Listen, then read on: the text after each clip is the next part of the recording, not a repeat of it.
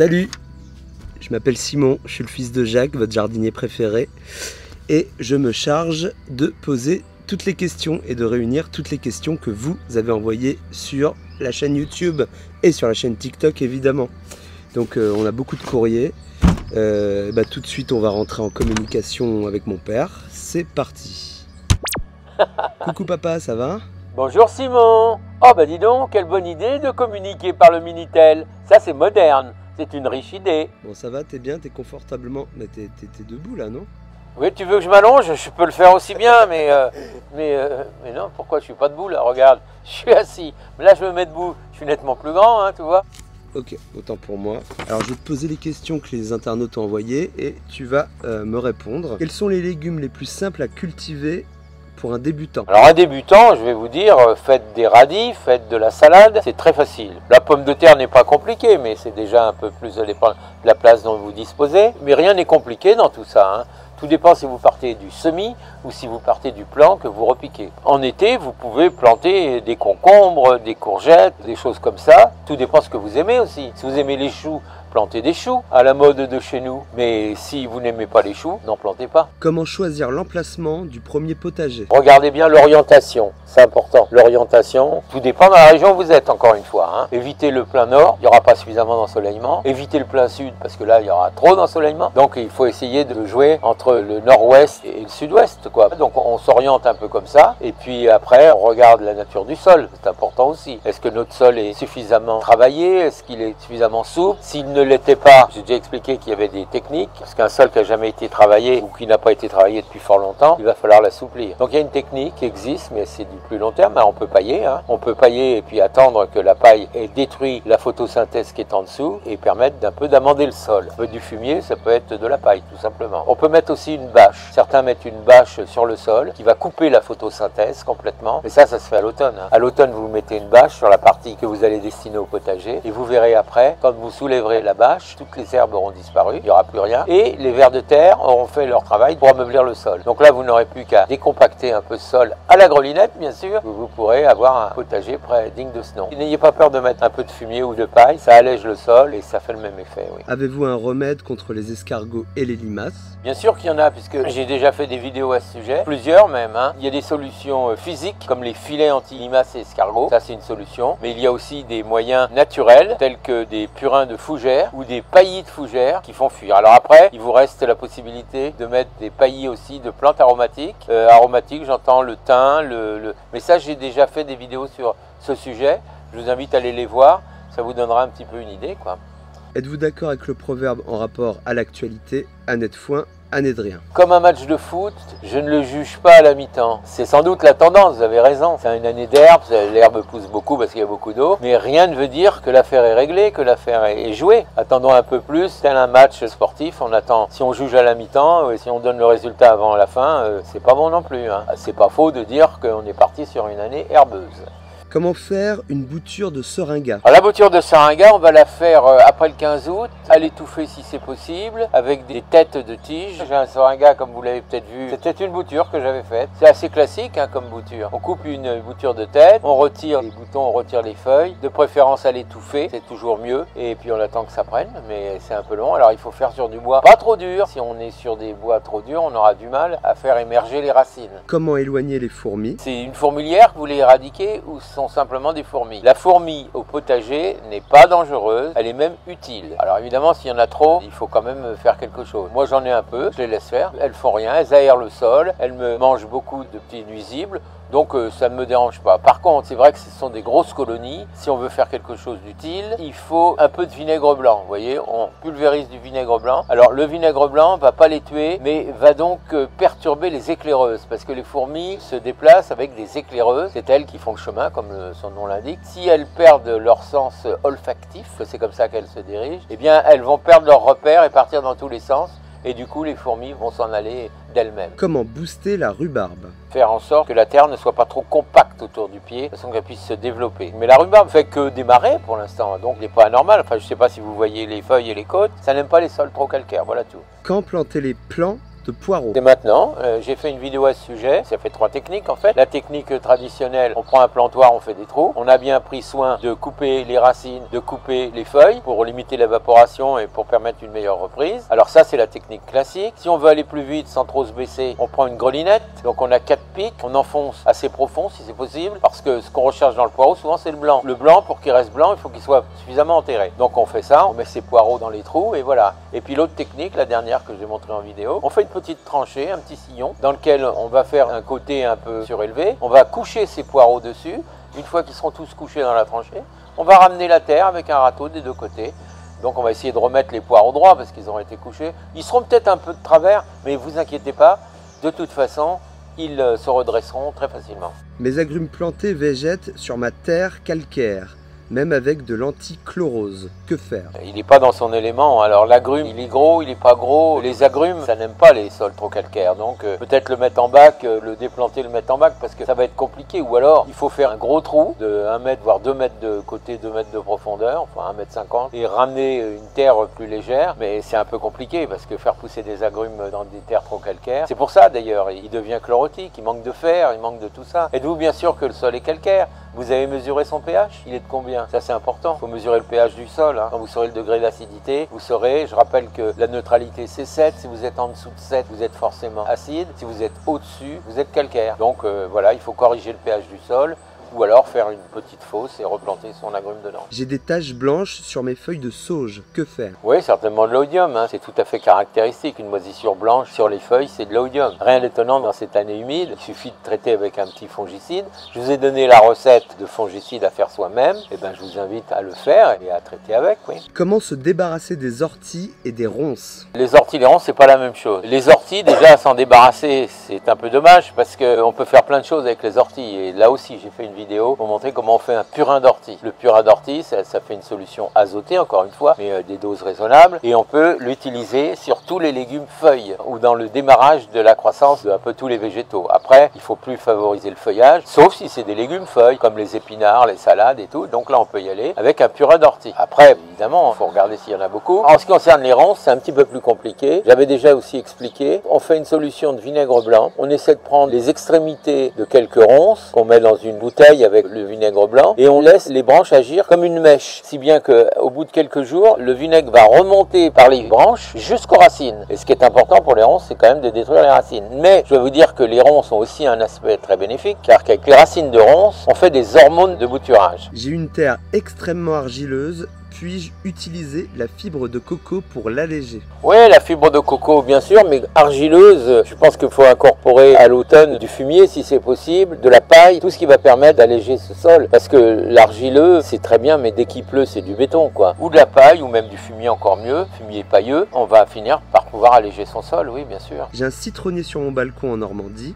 Les citrons se forment, mais perdent leur couleur verte pour partir sur du marron. Est-ce normal? Non, c'est pas normal, c'est un manque d'ensoleillement, car je ne vais pas vous dévoiler un grand secret, mais les citrons ont besoin de soleil. Dans une véranda, ce serait l'idéal, parce que la chaleur sera augmentée d'autant grâce à l'effet serre produit par le vitrage. La Normandie, c'est pas la terre des citrons, bien sûr, mais les pommes à cidre, c'est mieux en Normandie quand même. Les feuilles de mon rosier font une poudre jaune. Pourquoi? Oui, bah c'est la rouille. Vous la traiterez au fongicide, absolument, mais déjà, il aurait fallu le faire, parce que c'est un peu préventif, mais on peut continuer. Curatif, alors le faire un peu plus souvent. Là aussi, j'ai fait des solutions fongicides. Vous pouvez aller les voir avec des produits naturels. Surtout, j'insiste, pas de bouillie bordelaise sur les rosiers. Même si c'est un bon fongicide, il est bon pour tout le potager, pour beaucoup d'espèces, mais pas pour les rosiers. Comment bien bouturer un figuier? Alors le figuier, c'est quand même assez facile à bouturer. On fait une bouture de tête, très classiquement, mais c'est pareil, là c'est pas tout à fait encore la bonne période. Il faudra mieux la faire aux alentours du 15 août, mais c'est pas trop tard. Ce que je veux vous mettre en garde, c'est que si vous prélevez sur un figuier, vérifiez que vous êtes bien sur un figuier auto-fertile. Parce que si vous êtes sur un figuier qui n'est pas capable de se féconder tout seul, il pourra être fécondé peut-être par les insectes, mais c'est un peu compliqué. Donc il faudrait mieux être sûr que ce figuier se met un fruit naturellement tout seul, mais le mettre dans un environnement où il y a d'autres figuiers pour que les insectes puissent venir polliniser. Vous voyez, c'est un petit peu plus compliqué. Donc le mieux c'est de partir sur un figuier qui donne bien, comme ça il donnera bien aussi chez vous. C'est quoi la technique pour avoir du beau temps au jardin? À part faire une serre et vivre dedans, j'ai pas encore la solution. Je désespère pas, mais pour l'instant je l'ai pas. Est-ce que tailler un haut cerisier, jamais taillé, risque de le tuer? Un principe, les arbres à pépins toujours, les arbres à noyaux jamais. Ça c'est le principe pour la fructification. Donc on n'a pas besoin de tailler un arbre à noyau pour le faire fructifier. Vous, c'est différent. Là, vous dites il est trop haut, donc il faut bien le rabattre. Hein. Donc si vous estimez qu'il est trop haut, oui, vous pouvez le tailler, bien sûr. Il faudra le tailler à l'automne. Vous lui couperez la tête, vous lui couperez les branches les plus longues, mais évitez une taille trop sévère. Si c'est une taille pour mettre à fruit, c'est pas la peine. Si c'est une taille pour redonner une forme acceptable à votre arbre, oui, bien sûr, c'est possible. À quel mois je peux bouturer un rosier? Il y a 2 périodes pour le rosier, mais en principe, le mieux, c'est d'attendre après le 15 août. Pourquoi après le 15 août? Parce que la végétation maintenant est repartie. Alors on a pu le faire au printemps avant qu'elle ne reparte, avant que ça redémarre. Là on est carrément à l'entrée de l'été, donc là c'est pas vraiment le moment de le faire, sauf à faire des boutures à plat dans une petite serre chauffante.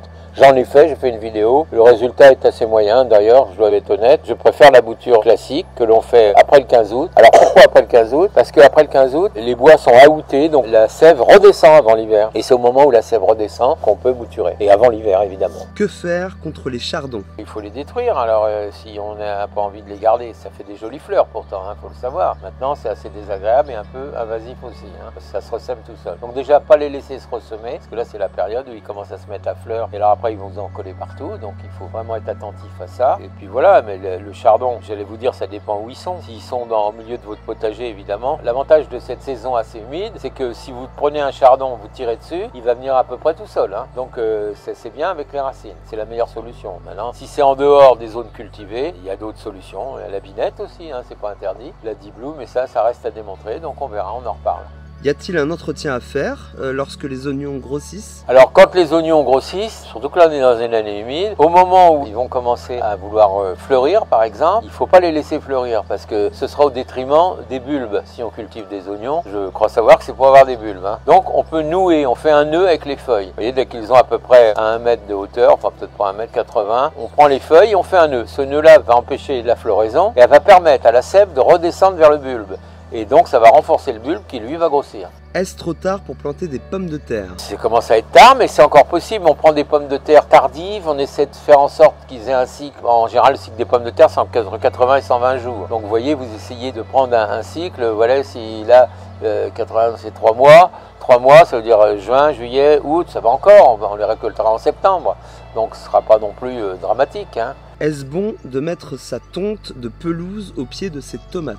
Eh bien, c'est excellent de mettre la tonte de pelouse à condition que ce soit de l'herbe relativement sèche, hein. Ne pas mettre de l'herbe pourrie ou qui a commencé à rentrer en putréfaction parce que vous risquez d'abîmer vos tomates. Mais sinon, c'est un paillage tout à fait acceptable, la tonte de pelouse. Mais la pelouse sèche. C'est-à-dire qu'une fois que vous avez coupé la pelouse, vous la laissez un petit peu sécher sur le sol, comme on fait avec le foin dans les champs. Et au bout de quelques jours, quand c'est sec, vous pouvez la mettre autour de vos tomates. Au contraire. Est-ce que le produit anti-limaces est un danger pour l'alimentation? Le produit anti-limaces, c'est quand même à base de fer, c'est pas excellent pour l'alimentation, hein. Ou alors c'est à base d'alcool solidifié. Non, c'est pas très bon pour la santé. Si vous en avez mis sur les feuilles, faut laver vos légumes avant de les mettre, hein, avant de les consommer. Maintenant, on met ça plutôt au sol. Les limaces, vous savez, elles montent sur vos salades, mais elles redescendent le soir souvent. Elles redescendent vers le sol. C'est là où il faut les piéger, si vous voulez. Soyez vigilants, n'absorbez pas quand même ces produits-là, hein.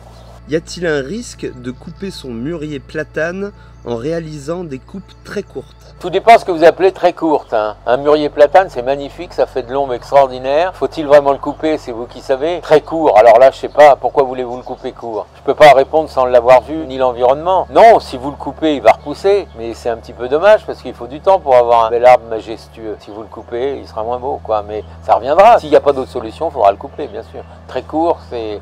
Non, moyennement court serait mieux, quoi.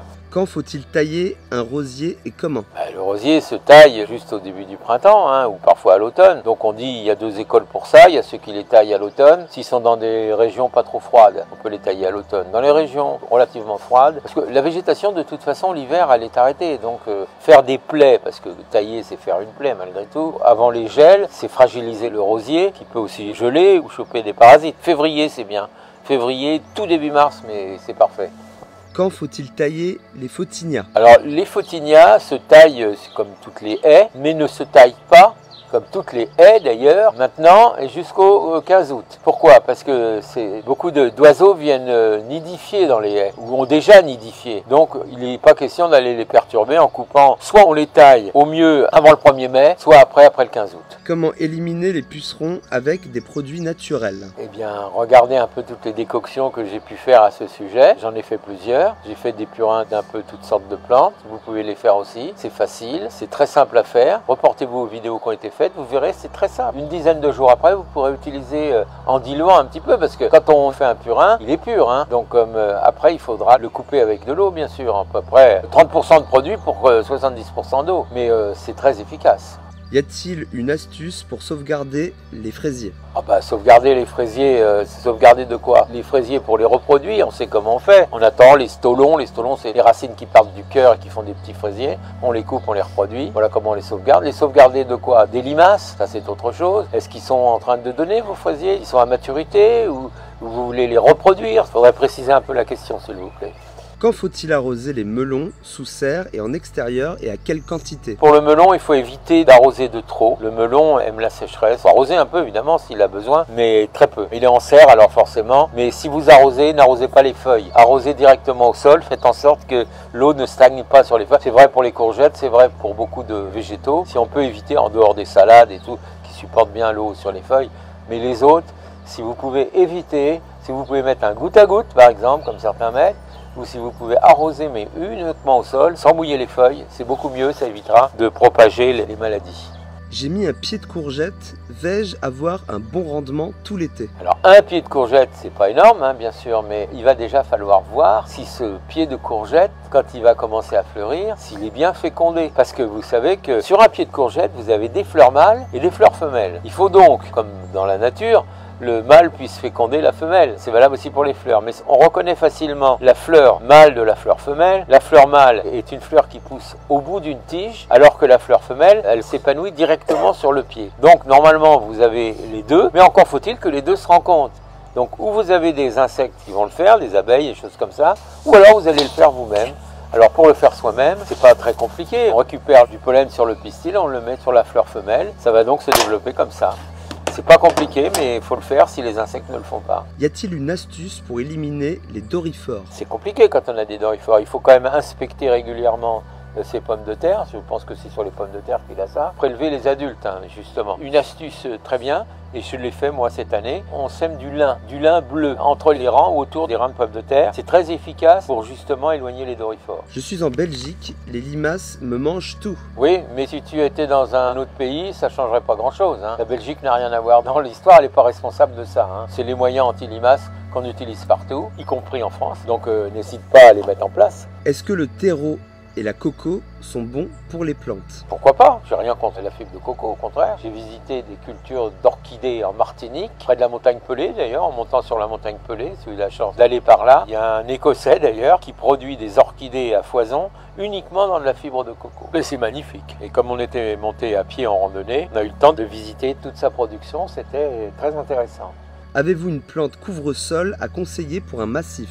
Ça dépend de l'exposition de ton massif. Moi, j'aurais tendance à dire que le pourpier ou les variantes de pourpier sont excellentes parce qu'elles te font un tapis fleuri qui va donc couvrir tout le sol et qui ne demandera aucun traitement particulier, pas de soins particuliers, même pas d'arrosage. Le plus robuste, c'est le violet. Après, il existe des couleurs, mais ils sont un peu moins résistantes. Mais le fameux pourpier, alors là, si tu as des gens qui en ont, tu leur en demandes quelques branches, ça pousse tout seul. Ou alors tu les mets dans des godets, c'est connu sous le nom de Dolosperma. Comment planter du thym? Le thym, pareil, pas trop d'eau non plus. C'est vraiment une plante de sol aride. Évitez de le mettre dans des endroits où l'eau va stagner. Si vous avez des endroits un peu en pente et au soleil, surtout, parce que ça c'est important pour le thym, vous pourriez les mettre là, oui. Le pourpier n'étouffe pas les autres plantes? Ça fait un tapis de sol? Non, bien sûr que non. Ça a tendance à se développer, c'est vrai. Les autres plantes, c'est quoi les autres plantes? Il faudrait savoir. Ce que vous pouvez faire, si vous estimez que ça va trop vite, avec un petit outil, une petite pelle, un petit transplantoir, vous dégagez le pied des autres plantes pour qu'il ne soit pas trop envahi, mais normalement, il va falloir déjà que ça se développe. Je vous dis, préférez le Dolosperma si vous avez la possibilité d'en trouver. Mais il y en a partout. On en voit, c'est un peu violet. Et ça vous fait des talus magnifiques. Et ça revient chaque année, c'est vivace. C'est vraiment un truc qui ne pose pas de problème. Avez-vous une technique pour faire pousser les haies plus rapidement? Je ne sais pas quand est-ce que tu as planté ta haie, et parfois elle a du mal à démarrer les premières années. Donc il y a une solution qui est quand même assez naturelle, c'est d'alléger le sol quand même malgré tout. Alors on peut fertiliser un petit peu, hein. On peut mettre un petit peu de décoction d'ortie ou des choses comme ça va permettre un peu d'azote, donner le coup de fouet en fait nécessaire. Mais on peut aussi alléger un peu le sol. Avec une grelinette, tu ne déterres pas, mais tu fais en sorte que... Parce que souvent la terre est devenue trop compacte, les racines ont du mal à faire leur chemin et la haie ne pousse pas. Donc il faut du temps, au bout de quelques années, tout d'un coup elle va démarrer. J'ai connu un endroit où là, au bout de presque 5 ans, la haie n'avait pas démarré et tout d'un coup, pouf, elle a démarré. Au début, ils se posaient des questions en disant c'est quoi cette haie, les plants ne sont pas bons, etc. Mais en réalité, c'était le sol qui n'était pas bon. Hein, mais voilà. Quelles fleurs pour attirer les abeilles au jardin? Ah bah il y en a plein, hein, mais les plantes mellifères en général. Alors si tu sèmes des plantes, il y a beaucoup de plantes mellifères, donc il faut les prendre. D'ailleurs, ce que je recommande toujours, c'est dans un coin de votre jardin, faites un espace mellifère pour que justement les pollinisateurs viennent là et aillent féconder vos fleurs de fruitiers et de tomates, de courgettes et le reste. Hein. Donc évidemment, s'il faut qu'ils parcourent énormément de distance pour venir féconder, ça va être plus compliqué. Donc c'est pour ça qu'on leur met sur place ce qu'il faut, le pollen nécessaire, parce que en dehors des abeilles, il y a aussi le vent qui pollinise. Souvent, un coup de vent, hop, ça envoie du pollen, et le pollen, il est chopé par les fleurs femelles. On a pollinisé une autre chose. Mais il faut avoir des fleurs. Mais n'hésitez pas, beaucoup de fleurs, mais surtout des fleurs réputées mellifères. Quand semer l'ail des vignes et l'ail des ours? Alors, tout ça, ça se fait à l'automne, normalement. Hein. Donc, tout dépend de la région où tu es. Au début du printemps, ça peut se faire aussi, mais normalement, c'est en octobre-novembre qu'on fait ça avant. Mais, sauf si tu es dans une région très froide, et auquel cas, il vaudra mieux attendre la fin février dans ce cas-là. Conseil d'entretien pour une glycine en zone 4 au Québec? Alors, la glycine, c'est résistant. Donc, ça fait combien de temps qu'elle a sa glycine? La mienne a 5 ans, je suis en zone 4 au Québec. Donc d'accord, la zone 4, il faut que je vois à quoi elle correspond, mais si ça fait 5 ans qu'elle est là, c'est qu'elle s'y plaît.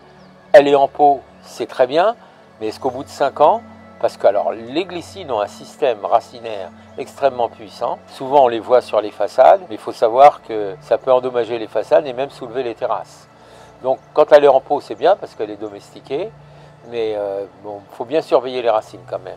Mais normalement, il faudra sûrement que tu la changes de pot prochainement. Hein. Disons pas maintenant évidemment, mais à l'automne, il faudra peut-être la changer de pot.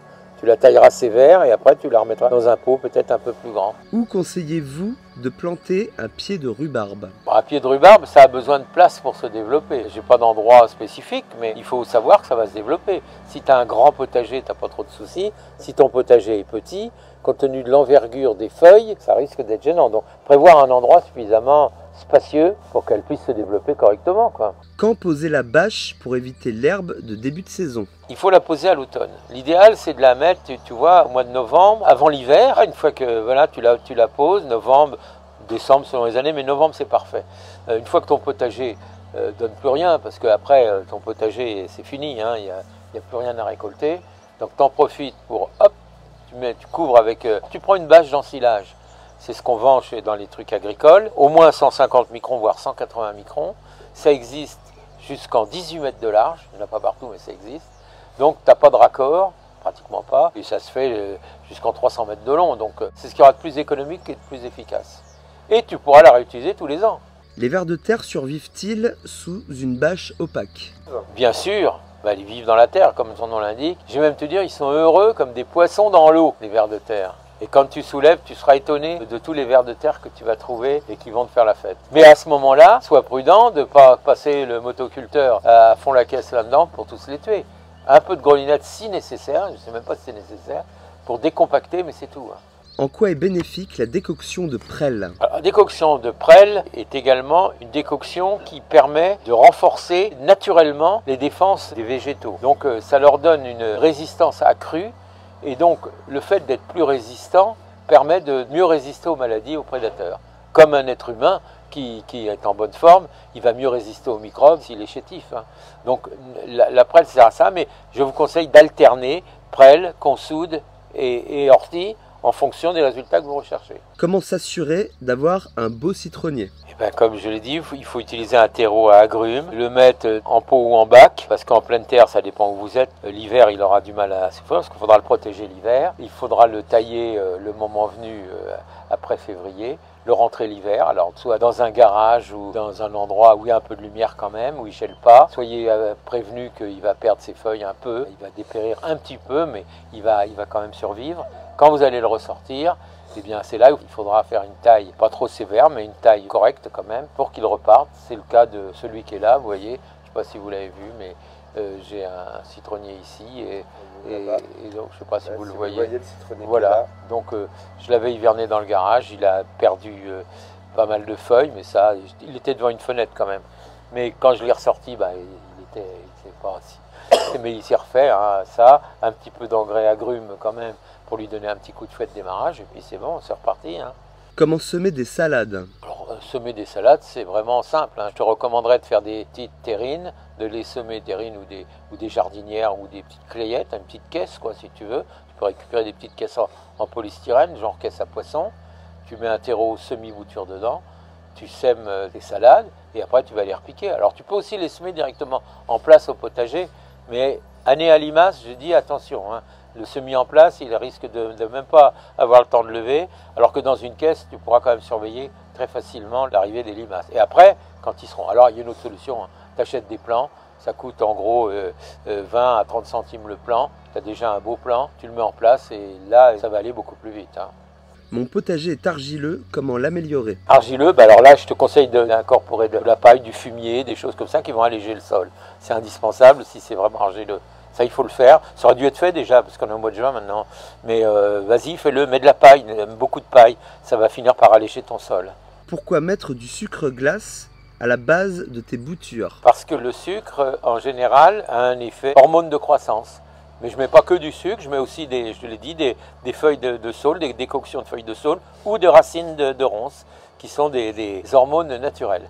Mais on peut aussi acheter des hormones de bouturage, hein, ça se vend dans le commerce, c'est bien aussi. Moi, je vous donne des solutions qui sont efficaces et pas chères, mais et ça existe aussi. Hein.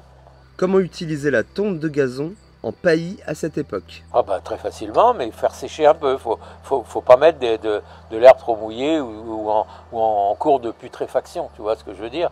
Donc, mais si c'est comme le foie, tu l'as laissé sur le sol sécher, tu peux ramasser, si c'est sec, c'est parfait, tu peux le mettre en paillis dans ton potager. Oui. Comment enlever les pucerons sur mes hibiscus? Et ben, tu fais une décoction, j'ai fait une décoction de fougère, et c'est très efficace sur les pucerons. Il y a plein de produits pour les pucerons, mais c'est du puceron vert, c'est du puceron noir, c'est quoi, mais peu importe, la décoction de fougère est très efficace pour ça, oui. Est-ce que la terre végétale convient pour faire pousser des légumes? Si elle est de bonne qualité, oui. Elle n'est pas toujours facile à travailler, mais la terre végétale, c'est formidable, c'est celle qu'il y a dans les champs, donc on peut travailler avec. Par contre, ce que le plus important, c'est de mesurer son pH. Vous savez tous mesurer le pH. Vous n'avez peut-être pas de pH mètre. Moi, j'en ai un, mais c'est simple. C'est un petit appareil qu'on fixe dans le sol, en dessous, et il vous indique si vous êtes au-dessus ou en dessous de... Alors, faites-le à plusieurs endroits, hein, parce que oui, il peut être à un certain pourcentage à un endroit et pas à la même. Vous faites la moyenne. Hein. Mais un pH mètre, mais ça coûte vraiment pas très cher et c'est vraiment très utile. Et enfin, la farine autour des pieds de salade peut-elle arrêter les limaces? Pas longtemps, c'est comme la cendre, hein. Dès qu'il a plu, c'est à refaire. Hein. Donc tu vois, bien sûr, ça va ralentir leur progression, mais je ne pense pas que ce soit vraiment le remède très efficace. Tout comme la cendre ou le marc de café, c'est bien, ils auront du mal, c'est un peu pédaler dans la semoule, ils auront du mal à avancer, mais ça ne va pas durer, dès qu'il va avoir plu, c'est à refaire. Hein. Voilà, c'est la dernière question, donc merci pour tes réponses. Si vous avez des astuces ou entendu parler d'astuces, donnez-les nous, on les teste. Nous, on s'engage à les tester, à vous donner les résultats. Donc, parce que je sais que vous n'avez pas forcément le temps vous, de tout tester, eh bien nous, on le fait. Nous, on a que ça à faire, alors ça tombe bien, donc, donc pas de problème. Si vous avez d'autres questions, n'hésitez pas à en envoyer sur le site, en commentaire, en message privé, nous vous y répondrons. Allez, salut!